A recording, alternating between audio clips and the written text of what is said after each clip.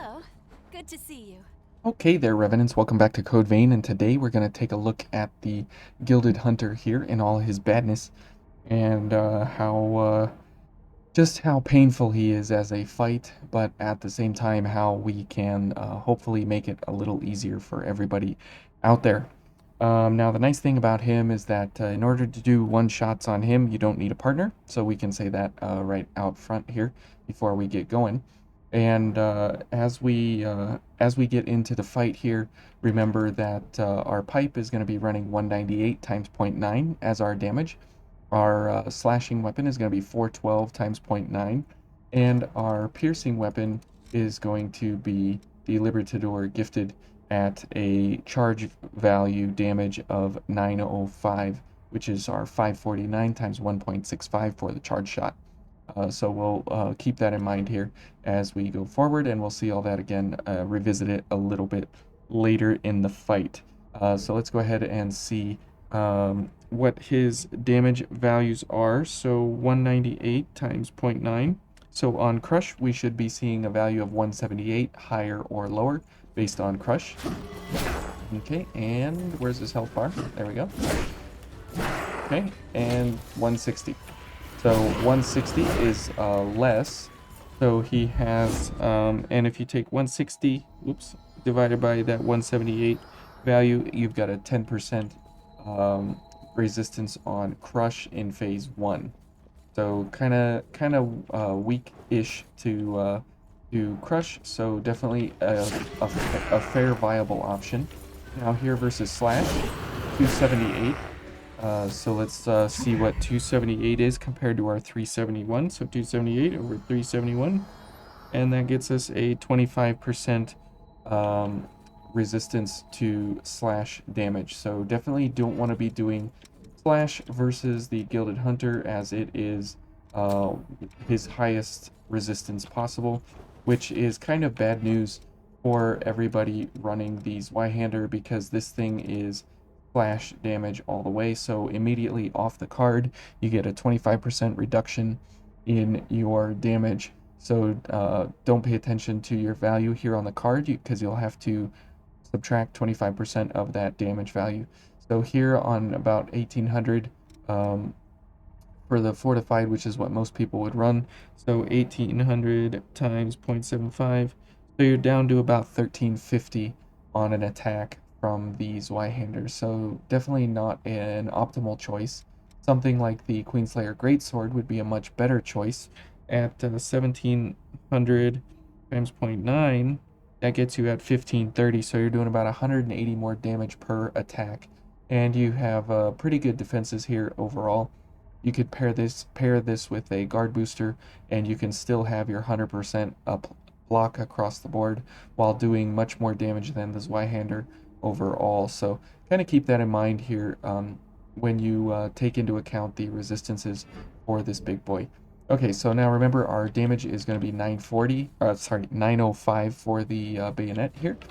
So we'll see what, oh, I thought I dodged, what the actual damage is here. Okay, and charge. So 1041. So what that means is 1041 over our 905. That gets us a 15% weakness. So he has a 15% resistance in the first phase of the game, or of his boss fight here. So definitely want to be doing pierce weapons overall. The bayonets are fantastic because lots of them do pierce damage. Another great option is the Cerulean Spear, because this does pierce damage as well on the regular attacks, so definitely a good option there. But definitely the king of options would definitely be going for bayonets, as they are very hard hitting versus him, and since they are pierce damage, most of them on their bayonet shots. There's a few here and there where they do crush damage and stuff, so you wouldn't want to be doing those. But the Thunderbolt is unique, that the charge attacks from this do pierce damage, so you can do some pretty good damage with this weapon overall. Okay, so let's go ahead and look back at his element resistances here in phase 1 and see what those do. Now remember the damage formula will be 198 times 0.9 times 1 in parentheses plus 0.2 for our elemental value that we pick, and then minus the variable of what his resistance to that value will be, and that equals some attack value that we come up with. So if we run in here with blood and we dodge and we remember that our value was around 160 before, now it's at 128. So now if we take that and we solve our 128, that gets us a 40% reduction in our damage. So he has a 40% resist to blood damage. And if we go ahead and check fire next, if we see that 128 value, then we know already before anything happens that we're in the range of 40% resist. But if it's something different, then we have a different value that we need to calculate. And they're 128. So he has a 40% resist in phase 1 to fire. Definitely don't want to be doing blood or fire, except for a specific case, which I'll get into later. Okay, and let's check ice. So 128, higher or lower. Let's see what his ice resist is. And where's his health bar? Oh, great. Okay, and 160. So definitely higher. And if you remember from the first time we attacked him with just the regular pipe, we got a 160. So that means that he has a 20% resist to ice in phase 1. So let's check his lightning resistance in phase 1 as well. So 160, 128, and 178 are our numbers. And so let's see here. Oh, come on. There we go. And 160. So he has a 20% resist to lightning in phase 1 as well.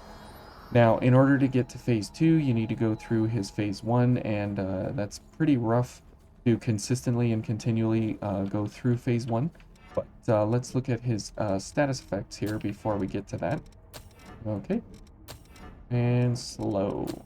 Alright, and now these go in an order of slow, poison, inhibit, and stun. So we will see here how they stack up on him. Oh, come on, I dodged that. Okay. And let's see here a little bit more stack up. Okay. Good.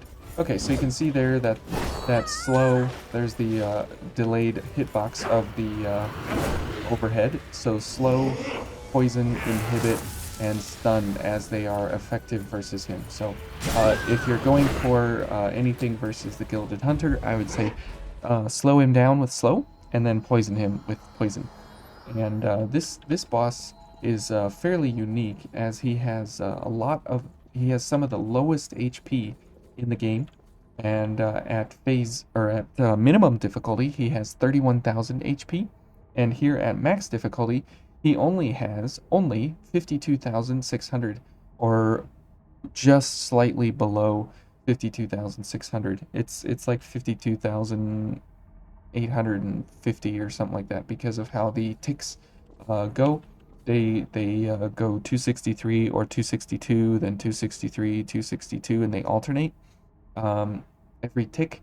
So if you have, let's see, 15%, 100 divided by 15 gets you six phases of that, and if they alternate every time, so you would be off by 50 HP about, so it's like 52,850 or 52,550 or something like that is his total HP. But if you use 52,600 as a benchmark baseline, you can know what your formulas will be to what they will be to calculate for one-shots and such. So let's go ahead and look at the notepad here for a second. And you'll notice that here, these are our damage values that we were using. Then here are the phase 1s in the first columns, and the phase 2 resistances in the second column here, and the status effects in order. And then the HP based on kind of how the ticks work, and this would be not necessarily 31,000, but it would be like 30,950 or something like that, and this would be like 52,000 um 550 or something like that. Those are the more closer to accurate numbers because of how the ticks go, but it could even be something like 70 or 75 or something like that, 975, something around in that range. You kind of get the idea though, that if you use 52,600 as your value and then you use 31,000 as your value, you can do things like this here where you calculate your minimum damage sets for one-shot setups and things. So let's go ahead and look at the one-shot setups for this fella, and I have this one prepared for you, just so you can kind of get an idea here of how the damage multipliers are set up and everything. So if we go ahead and look back at the notepad here, we notice that we have for the merciless for the radiant barrel line, which is what we're going to run. You have to use Merciless Reaper because of his 15% weakness. In the first phase, you can charge that up to a 1.6 or a 60% weakness because Merciless Reaper makes it times 4. And then you have to multiply by 0.6 for his resistance in phase 1 to blood, as Radiant Barrel um, is a blood gift, and so you have to take off 40% for his resistance there, and that gets you to a total of 54,792. So that is how much on the dummy bag back at home base. If you were able to get this value by yourself on the dummy bag, then you are able to one-shot him with Radiant Barrel and Merciless Reaper active. So let's go ahead and see how this operates. So it is all the gifts here that you see, and you don't even need Final Journey, but I'm just using Queenslayer just because of how the gifts shake out here in Mind and Willpower of B+. So if you have a Mind and Willpower of B+, and you can get to a 941 on the Intensified here, with Swift Destruction active, then you should be able to one-shot him no problem. So let's go ahead and see how this works. Okay. Alright. I'm doing this a little bit out of order here, but that's okay. Alright, and let's go. Alright, and it one-shot kills him. But that's okay. Let's go ahead and see the... now this is much faster actually to use the missile route than running anymore because of how fast the game loads. But you'll know we'll look at the health bar and you'll see where my conundrum of his health is kind of taking shape and why I think it's where it's at. Okay, and we'll go one more here. Good. And come on, buddy. Let's please show me your health bar. There we go. Okay. And show me that health bar. There we go. Oh, you gotta be kidding. Okay. He definitely dodged that in a weird, strange way. But let's go ahead and try that again there, as that was kind of a cheap way for him to get around that. But it's very interesting that you can definitely one-shot this fella easier than most of the other bosses in the game, just because of his very low health pool as compared to some of the other bosses up in the hundreds and hundreds of thousands of HP. So we'll go ahead and let him do that, and then we'll go ahead and shoot.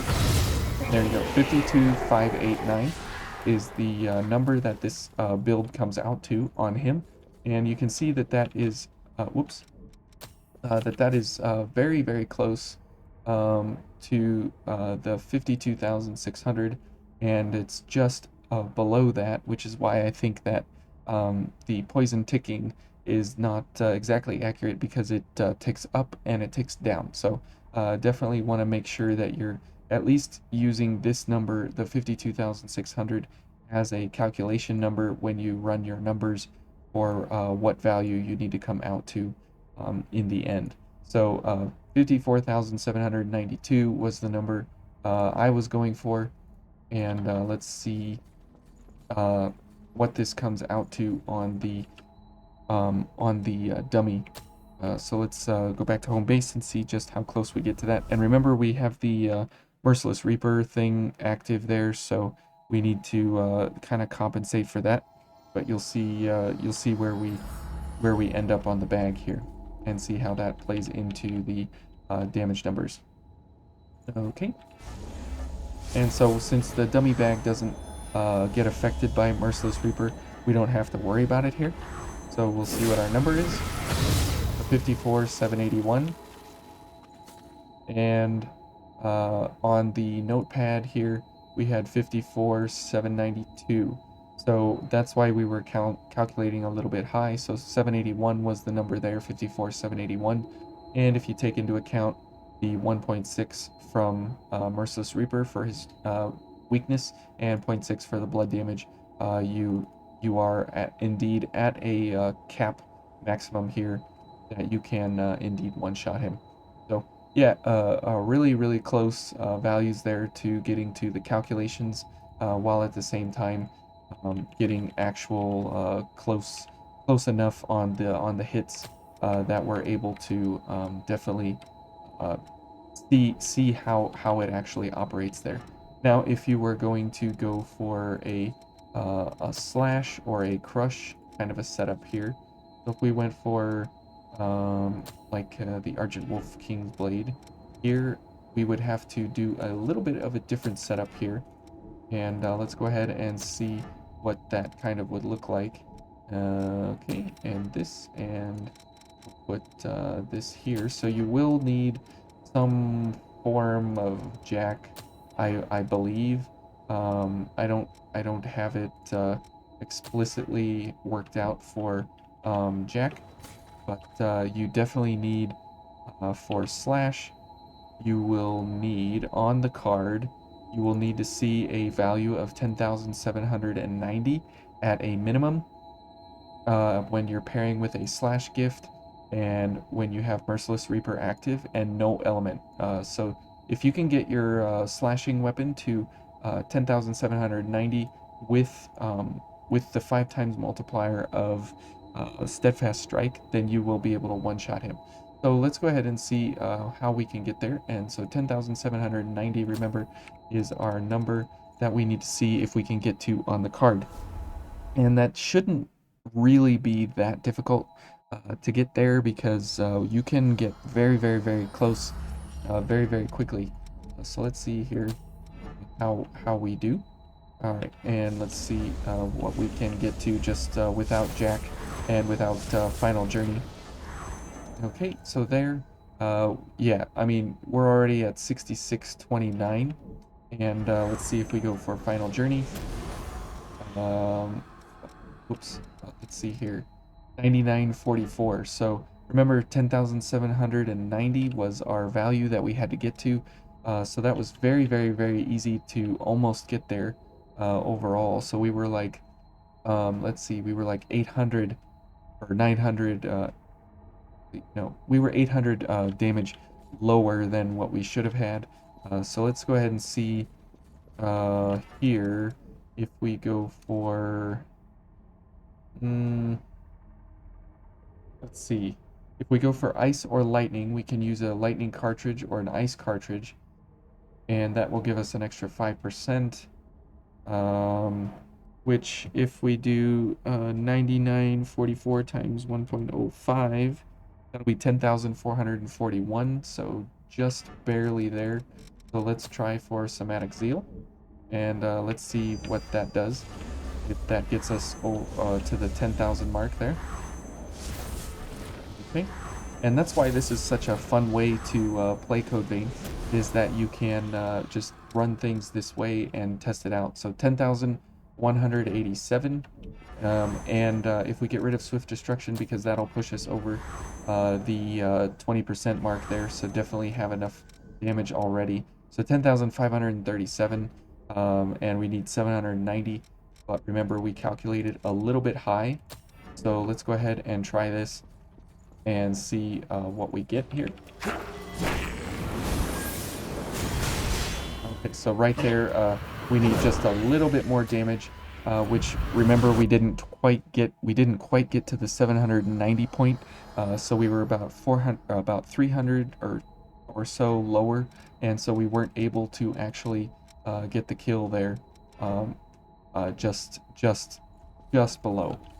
So let's go ahead and see what we can do with Jack to get there. And actually, if we switch this to a, let's see, like a strength, another strength there, and a somatic zeal again. Let's see how close we get here, because this is really nice, that you can calculate everything kind of ahead of time, and you don't even need to go in to the fight to see what's going to happen. Okay, and here we go. And let's see how close we get. 10,449. So just below. We are literally just below the threshold there. And if we went for something like this, what would that get us to? 10,483. So got about 40 extra there. So you can see that it's pretty difficult to get to that one-shot territory on your own, but if you go for Swift Destruction, you can get there. So 10,790 divided by 1.2. So all we need now is 8992 on the card, which should be very easy to get there compared to what we were doing. So 8992. Okay, so let's see what we can do here. And let's see where we're at right now. Okay, and this will probably push us over that 8992. Yeah, that pushes us over, so we need to drop 1,000 damage. So let's start with Merciless Reaper and Flashing Fang and Final Journey here to see what that brings our damage to. Okay, and then Bridge. So, okay, so we only need 1,000 more. So let's go for Adrenaline. Okay. And this. Okay, so 8385. So let's instead go for Overdrive this time. Okay, so let's go. And this Overdrive. Good, and Final Journey. And let's see where we end up. 9758, so too high. So let's go for these and this, and we'll skip Bridge this time. Now we can tailor Bridge to be whatever we want it to be, basically. So okay, so 9011, so we're only 920. We're only 20 over the threshold, so that should be a perfect amount to get a one shot here. Oh, nope, not quite. Okay, that's too bad. Okay, and I believe that is because of how the damage is calculated for Swift Destruction and everything after that point. So let's go ahead and see how we do with everything up here with Jack. Oh, I forgot to bring Jack. So you can see that you can get really close on those strikes, but it's very difficult to actually pick up the full damage because Swift Destruction doesn't apply at the time that I need it to, so it's kind of unfortunate that way. Oh, I forgot Jack again, but that's okay. You get the idea here of how we go about picking ourselves into these different scenarios to get the maximum amount of damage overall. Okay, and now we are at 10,187 on the card with the extra 10% from Swift Destruction.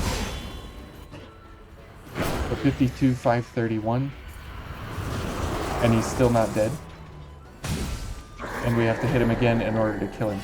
So that's why I think that he's a little bit higher than 550, is because of that exact thing right there, where he has like a little bit more HP. Oh, I forgot, we were calculating on 20% swift destruction, but I'm at 10% swift destruction. So if we were at 10%, it would have been, yeah, we need 9,810 about, to get a one shot on him. So 9,810 would have been the value that we would have needed here, which is why on the card here we were counting on 20% swift destruction, uh, which is why we need this amount on the card to get ourselves there.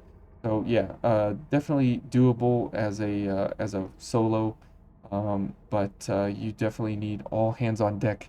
And you saw there that we almost got him in the one shot, but we were like 25 or so damage, lower than what we should have had to damage him. But that's okay. We definitely did pretty well there. So you can see that how the crush version would also play out, and you need about 500 more damage to do the crush version. And again, if you're going for elements, you definitely want to go above and beyond um, the ice or lightning levels of 20%. So you want to stack up a couple of lightning buffs or ice buffs in order to get over these 20% hurdles. So that's why you shouldn't be going for elements, because it's pretty rough. Except in the case of Radiant Barrel, just because of the fact that this number here, 54,792, is totally doable, is very simple to get there, and that's even in it's even incurring the 40% reduction um, from his resistances. But because of the Merciless Reaper bonus, you definitely offset that 40%. So yeah, and in phase 2, he gains a 10% increase to his slash damage, he gains a 10% increase to his crush damage, and he gains a 5% increase to his pierce damage. His blood resistance goes down 20%, which is nice. His ice resistance goes down 30% into the negative even, so that's excellent for phase 2. And his fire resistance goes down 20%, and his lightning resistance does not change at all from phase 1 to phase 2. So if you're going for lightning, it's pretty consistent, but you're still going to have that 20% resist. Now, in phase 2, if you can at all go for Ice Pierce, that's the best possible set that you can go for.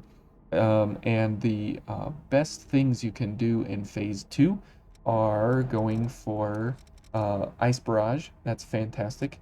Frost Spike, fantastic. Um, Going for Icarus Ice, equally just an absolute amazing gift for him.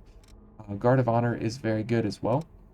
Frost Wave is superior. This is fantastic, wonderful, excellent gift to use in phase 2. And those are all the Ice Pierce gifts that you have access to. So Frost Wave, Icarus Ice, Guard of Honor, um, Ice Barrage, and Frost Spike. Now, Ice Barrage is kind of an interesting one, as that's a 270% increase, but Frost Wave is very, very, very, very, very, very, very powerful versus him in phase 2, and something like Volley is able to make use of this outright from the get-go. But if you're running something like Gifting, running Perseus or Queen's Throat in phase 2 would be excellent, because you have access to both dark and light, so you can use both Icarus Ice and Frost Wave at the same time. Excuse me, my throat's getting a little crazy there. But anyway, that's been the Gilded Hunter, and kind of how some setups go for him, and how his damage goes, and how his resistance goes, and how his status effects goes. So I hope you all enjoyed that, and we'll see you in the next one.